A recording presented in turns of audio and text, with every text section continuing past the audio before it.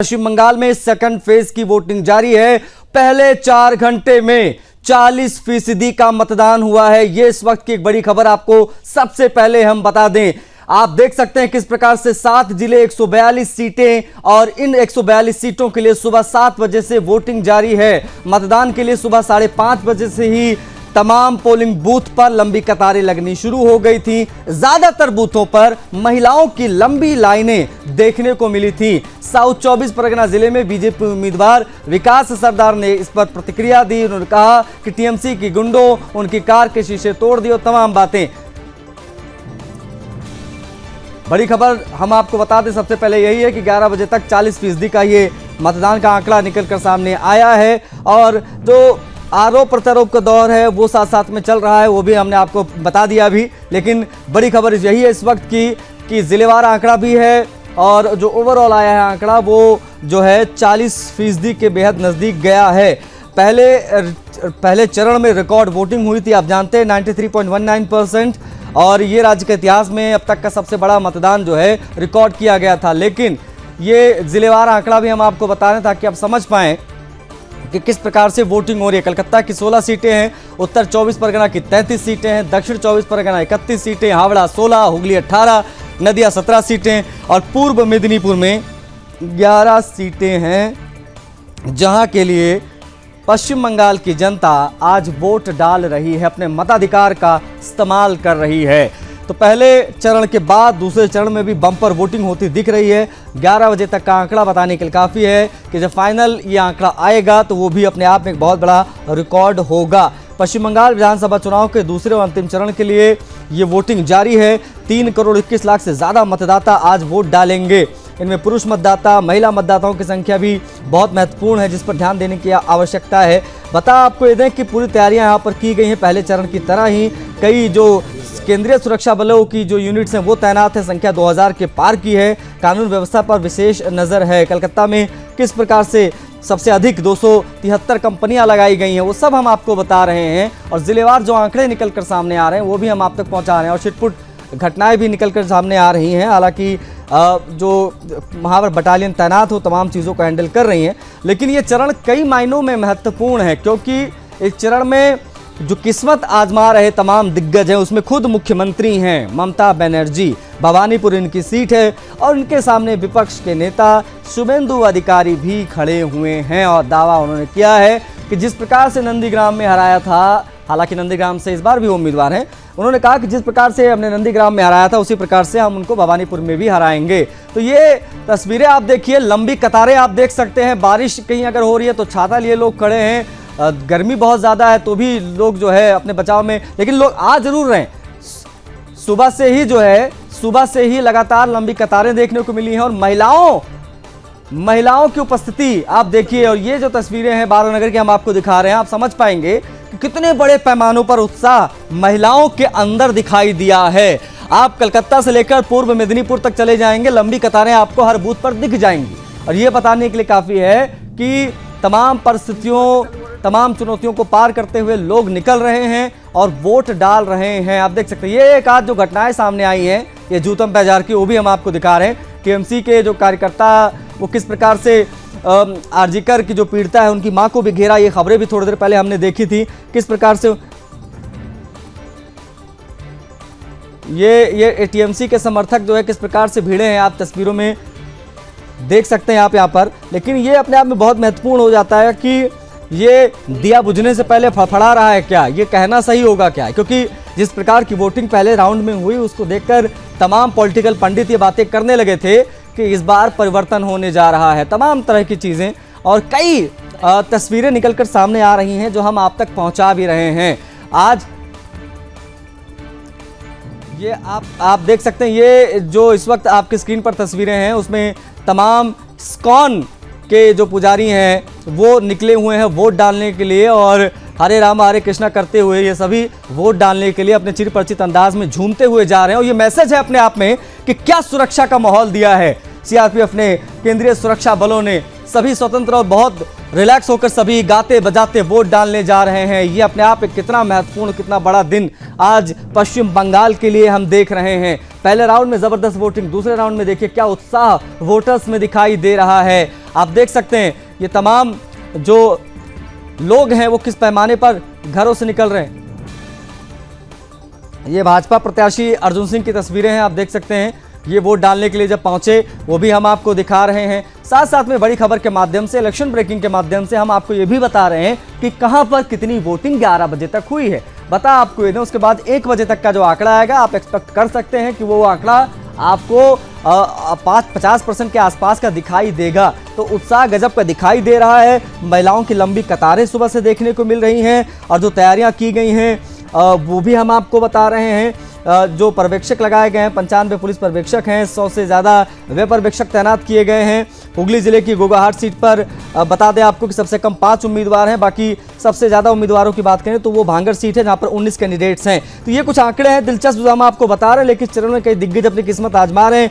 मुख्यमंत्री ममता बनर्जी भवानीपुर, विपक्ष के नेता शुभेंदु अधिकारी उनके सामने, राज्य मंत्री सुजीत बोस भी जो है वो विधानगर से चुनाव लड़ रहे हैं, फिरहाद हकीम कलकत्ता पोर्ट से, और ज्योति प्रिया मलिक हावड़ा, प्रत्युत दास दमदम सीट है इनकी, और सुदेम चट्टोपाध्याय बालीगंज, बीजेपी के अर्जुन सिंह जिनकी नौपाड़ा से जो कैंडिडेट जिनकी तस्वीर हमने अभी आपको दिखाई वो यहाँ पर ताल ठोक रहे हैं। ये कुछ महत्वपूर्ण और बड़े चेहरे हैं, लेकिन सबके बीच में जो सुरक्षा व्यवस्था मुहैया कराई गई है हर बूथ पर, अब देखेंगे लगातार वहाँ पर राउंड गश्त चल रहा है और कोई भी इधर उधर की करने की कोशिश कर रहा है, किसी को धमकाता है तो जो सीआरपीएफ के जवान हैं वो अपने तरीके से चीज़ों को हैंडल कर रहे हैं। तो ये बड़ी खबर है और जो आंकड़ा 11 बजे तक का आया है वो हम आपको बता रहे हैं। 40% जो वोटर्स हैं वो वोट दे चुके हैं। जिलेवार अगर देखें तो पूर्व बर्धमान में सबसे ज़्यादा 44.50%, मतलब पूर्व बर्धमान में 50% के आसपास का आंकड़ा आप कह सकते हैं। 44 ऑलमोस्ट 45% की वोटिंग यहाँ पर हुई है। कलकत्ता साउथ में सबसे कम दिखाई दिया 36.78 का, और 36% भी बहुत ज़्यादा होता है इस गर्मी के मौसम में 11 बजे का आंकड़ा जो आता है। आप देखिए यहाँ पर तमाम तस्वीरें आपको मिथुन भी दिखाई देंगे। बता आपको ये दें कि हावड़ा में 39.45%, नॉर्थ 24 परगना में 38.43%, कलकत्ता नॉर्थ में 38.39%, साउथ 24 परगना में यानी दक्षिण 24 परगना में 37.92% की वोटिंग हुई है। कई जगहों पर ईवीएम में गड़बड़ी के आरोप भी लगे। और बता आपको ये दें कि इन सब के बीच में जो तस्वीरें निकल कर आ रही बहुत सुखद हैं, बड़ी अच्छी तस्वीरें हैं लोकतंत्र के लिए, और लोग लोकतंत्र के इस महापर्व में अपने वोटों की आहुति दे रहे हैं और बड़े पैमाने पर लोग निकल रहे हैं। मिथुन देखिए क्या करें।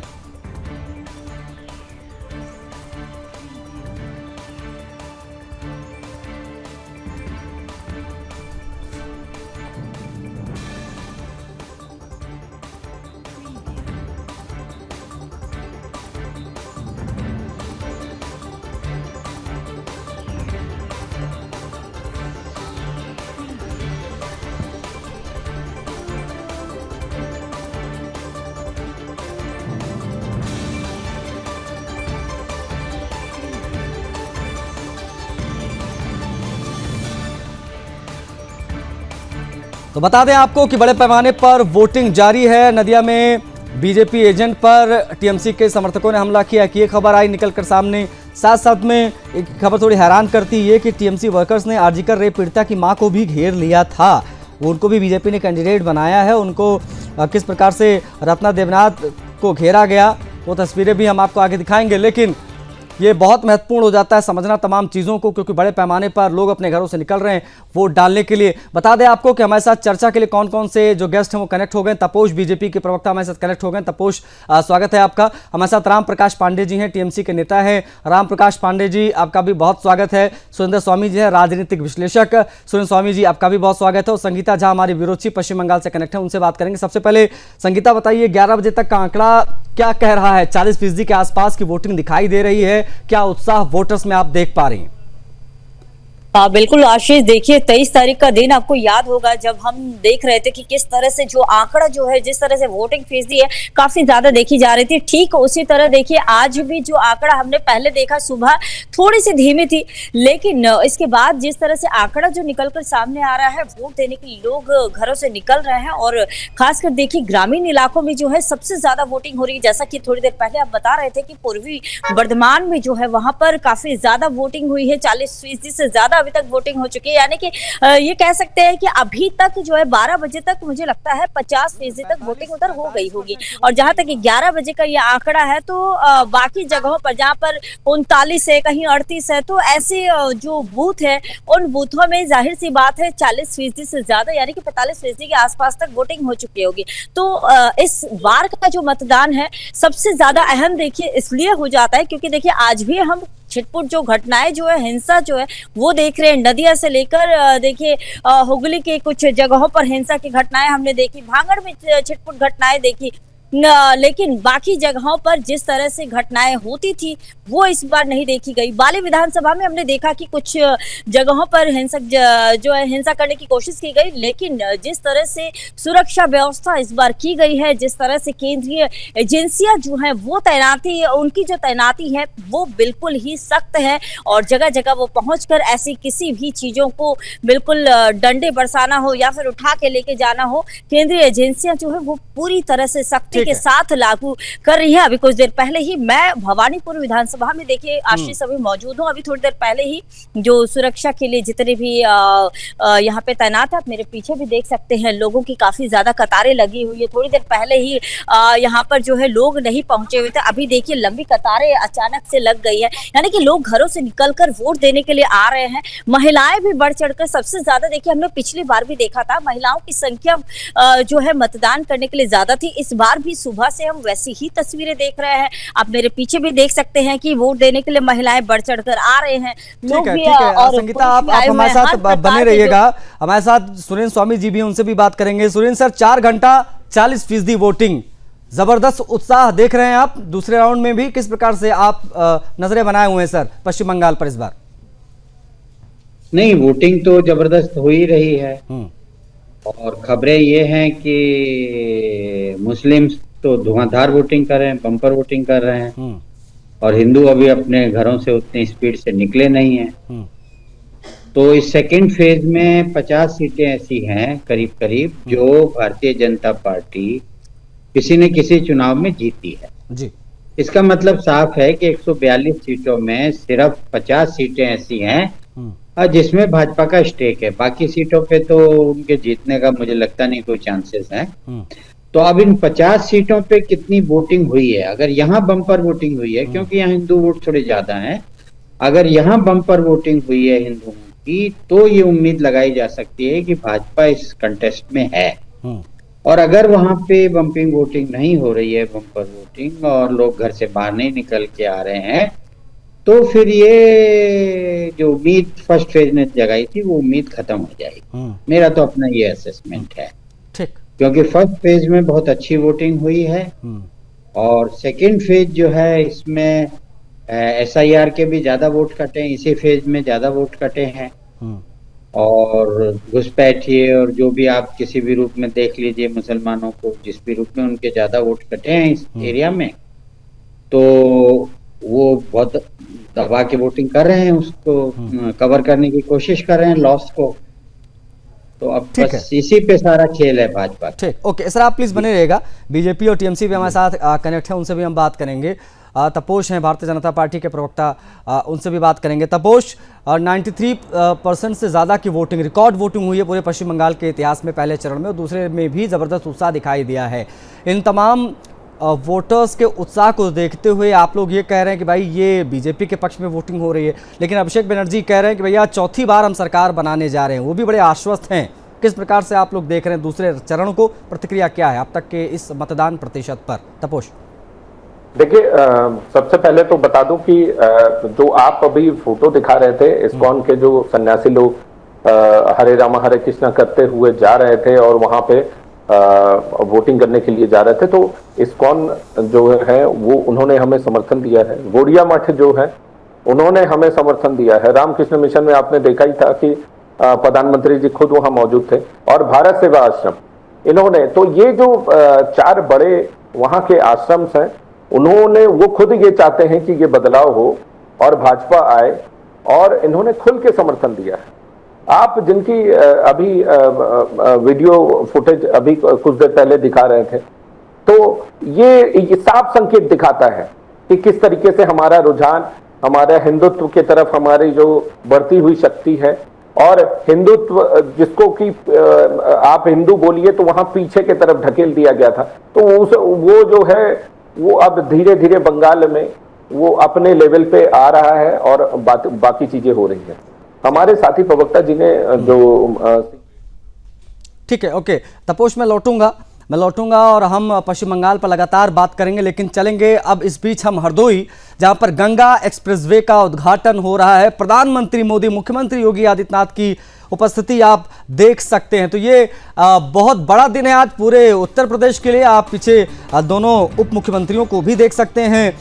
उत्तर प्रदेश के पीएम मोदी को रिसीव करने के लिए हेलीपैड पहुंचे कुछ देर पहले मुख्यमंत्री योगी आदित्यनाथ, और गंगा एक्सप्रेसवे का उद्घाटन, उससे पहले ये जो पूरा नक्शा है गंगा एक्सप्रेसवे का, वो देखते नजर आ रहे हैं प्रधानमंत्री मोदी, और जो बड़े संख्या में लोग पहुंचे हुए, जरा उसको देखिए। 12 जिलों को कनेक्ट करने वाला है ये गंगा एक्सप्रेसवे। 21 इंटरचेंज हैं, 2 टोल प्लाजा है इसमें। गंगा एक्सप्रेसवे पर कहां से एंट्री, कहां पे एग्जिट, ये तमाम चीजें आप देखेंगे।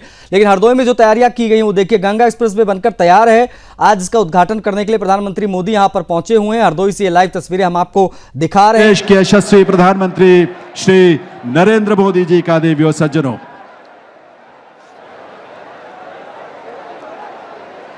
आप सभी से अनुरोध है, आप सभी कृपया अपने अपने स्थान पर विराजें, अपना अपना स्थान ग्रहण करें। आप सभी अपने स्थान पर बैठ जाएं। देवियों सज्जनों, जिनके युगांतरकारी नेतृत्व में देश भर में विकास रूपी गंगा की अविरल धारा अपने पूरे वेग से प्रवाहित है, ऐसे युग पुरुष देश के यशस्वी प्रधानमंत्री श्री नरेंद्र मोदी जी का आपके उल्लास और ऊर्जा के साथ, करताल ध्वनि के साथ स्वागत, अभिनंदन है। आज के इस आयोजन में भक्त प्रहलाद की आस्था स्थली है ये, जो भगवान विष्णु। तो 594 किलोमीटर लंबा ये एक्सप्रेसवे जो आज जनता को समर्पित कर रहे हैं प्रधानमंत्री मोदी, कुछ ही देर में वो संबोधित करेंगे तो दिखाएंगे आपको कि वो क्या कह रहे हैं। आज ये बहुत बड़ा दिन है, लेकिन बड़ा दिन पश्चिम बंगाल के दृष्टिकोण से भी है, क्योंकि आज जो है वोटिंग बड़े पैमाने पर वहां हो रही है। राम प्रकाश पांडे जी प्रकट हो गए हैं, उनसे हम बात करेंगे, टीएमसी के नेता हैं। राम प्रकाश पांडे जी, पहले चरण में 94% के आसपास वोटिंग, दूसरे चरण में भी 40% चला गया आंकड़ा 11 बजे तक। डर लग रहा है क्या आप लोगों को? क्योंकि बीजेपी वाले कह रहे हैं कि सुपड़ा साफ हो चुका है पहले ही चरण में, ताबूत में आखिरी की लाश ठोकी जा रही है। हाँ, डर कभी तृणमूल कांग्रेस को लगी नहीं है हमेशा, और ये बता रहा है कि इनके तमाम जितने भी हमले किए ने ईडी सीबीआई लोगों में किंतु उत्साह देखिए, वोट देर दे रहे हैं।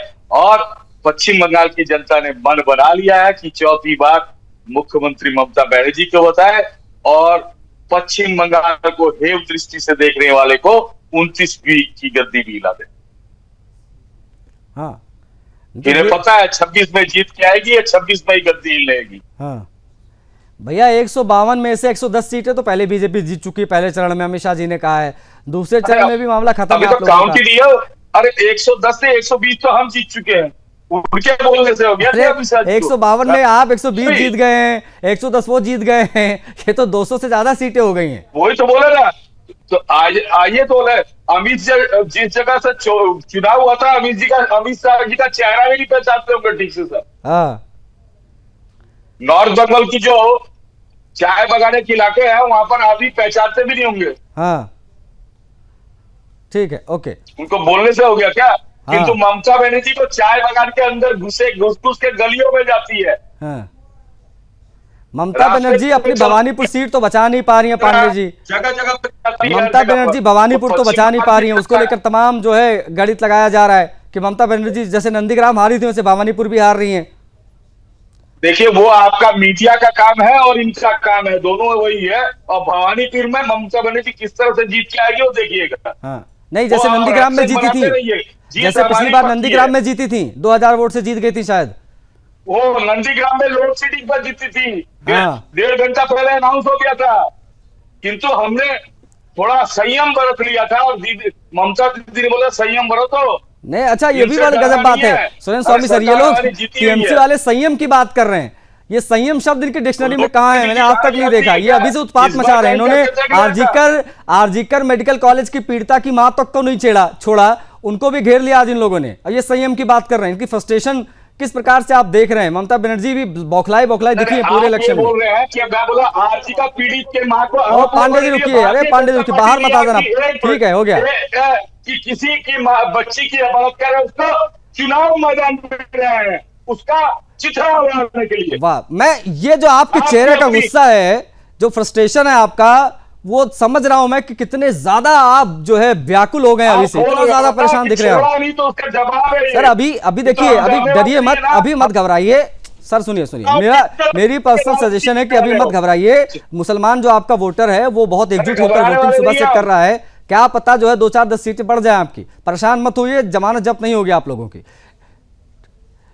जमानत जब तक जीत के आए महाराज, क्यों है? ओके, आप थोड़ा सा कूल काम रहिए, अभी वोटों पर नजर बना के रखिए, इतना ज्यादा फ्रस्ट्रेट होने की आवश्यकता नहीं है। ये बड़ी खबर है इस समय की, आईपीएस अजय पाल शर्मा को हटाने के लिए सुप्रीम कोर्ट में याचिका दे दी गई है। सोचिए जरा, ऑब्जर्वर पर पक्षपातपूर्ण कार्य करने के आरोप, मतदाताओं को डराने के आरोप, कि टीएमसी वाले देखिए किस हद तक जा चुके हैं। हाईकोर्ट पहले हस्तक्षेप से इनकार कर दिया तो भाग गए ये सुप्रीम कोर्ट, और अजय पाल शर्मा के पीछे पड़ गए। अजय पाल शर्मा का वो वीडियो आपने देखा था किस प्रकार से वायरल हुए थे। उत्तर प्रदेश के बहुत बड़े अधिकारी हैं, एनकाउंटर स्पेशलिस्ट सिंघम, ना जाने किन किन नामों से लोग इनको बुलाते हैं। ये जाकर जो टीएमसी के गुंडे हैं, जो लगातार लोगों को धमका रहे हैं, जो आरोप लगते हैं उसके हिसाब से अगर देखा जाए तो उनको उन्होंने जाकर वहां पर चुनौती दी, धमकाया, समझाया कि जो है इस प्रकार से गुंडागर्दी नहीं चलेगी और ये बात टीएमसी को खटेगी। और बड़े पैमाने पर विरोध उनका शुरू हो गया। कई आरोप लगाने लगे, कोई कह रहा छेड़छाड़ कर रहे हैं, कोई कह रहा कुछ कर रहे हैं। लेकिन उस वीडियो के वायरल होने के बाद ही ये सब कुछ हुआ। पहले किसी ने कोई आरोप उनके ऊपर नहीं लगाया। लेकिन अभी की बड़ी खबर यही है कि हाईकोर्ट पहले गए कि उनको हटाया जाए, और उसके बाद में अब ये सुप्रीम कोर्ट पहुंच गए हैं। तो आईपीएस अजय पाल शर्मा को हटाने के लिए सुप्रीम कोर्ट तक में याचिका लगा दी गई है। ऑब्जर्वर हैं वो, और उत्तर प्रदेश में आप कह सकते हैं कि बहुत बड़ा नाम है तमाम ब्यूरोक्रेट्स में अजय पाल शर्मा का, और वो इस वक्त पश्चिम बंगाल में मोर्चा संभाले हुए हैं ताकि कानून व्यवस्था सुचारू रहे और अच्छे से वोटिंग हो जाए, कोई डर का माहौल ना रहे, जैसा कि हर चुनाव में पश्चिम बंगाल में दिखाई देता है। लेकिन अब उन्हीं अजय पाल शर्मा को हटाने के लिए टीएमसी जो है सुप्रीम कोर्ट तक पहुंच गई है। ये 3 तस्वीरें आप देखिए, ये रत्ना देवनाथ जो हैं वो भाजपा उम्मीदवार, उन्होंने वोटिंग डाली, आप वोट किया। रूपा गांगुली जो हैं भाजपा उम्मीदवार, उनकी वोटिंग हम आपको दिखा रहे हैं। शुभेंदु अधिकारी भाजपा के कैंडिडेट हैं भवानीपुर से, जहां से ममता बनर्जी खुद चुनाव लड़ रही हैं। और ये 3 सीटें बहुत महत्वपूर्ण हो जाती हैं जो हम आपको बता रहे हैं। लेकिन बता आपको ये दें कि इसी प्रकार से जो आम जनमानस है वो अपने घरों से बाहर निकलते हैं और बड़े पैमाने पर वोटिंग कर रहे हैं सभी के सभी लोग। और ये जो आंकड़ा आया है वो बताने के लिए काफ़ी है कि किस प्रकार से सुबह से वोटिंग हो रही है। लेकिन बता आपको ये दें कि भाजपा उम्मीदवारों ने भी आरोप लगाया कि टीएमसी कार्यकर्ताओं ने उनके ऊपर अटैक किए हैं, और कई सारी चीज़ें जो हैं वो देखने को मिली हैं। तमाम दावे अपनी जगह, लेकिन वोटिंग जो हो रही है उसको ज़रा आप देखिए। 11 बजे तक का ये आंकड़ा वो 40% के आसपास पहुंच गया है। तो ये तमाम चीज़ें निकल कर सामने आ रही हैं। और आरजीकर की जो पीड़िता है, उनकी मां, उनको आप देख सकते हैं, इनके ऊपर भी हमला हुआ ऐसा बताया जा रहा है, इनको घेर लिया गया था। इस प्रकार की तमाम घटनाएं भी सामने आ रही हैं।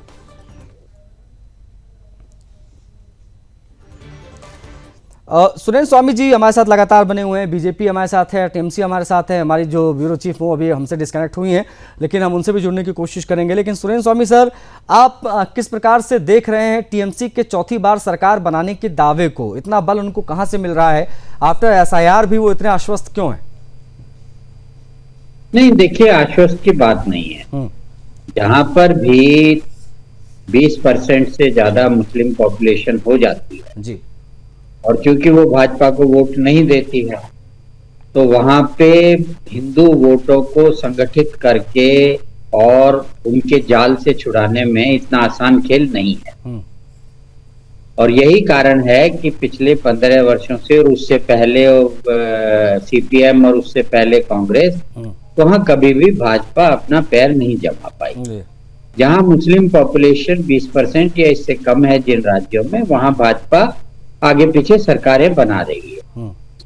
तो अब इसमें जो स्थिति बनी है, वो जो जिस तरह की डेमोग्राफी है, उसमें जो पहला फेज था, उस पहले फेज में 59 सीटें इन्होंने पिछले बार जीती थी, और वहां 102 सीटें ऐसी हैं जो भाजपा किसी न किसी चुनाव में जीती है।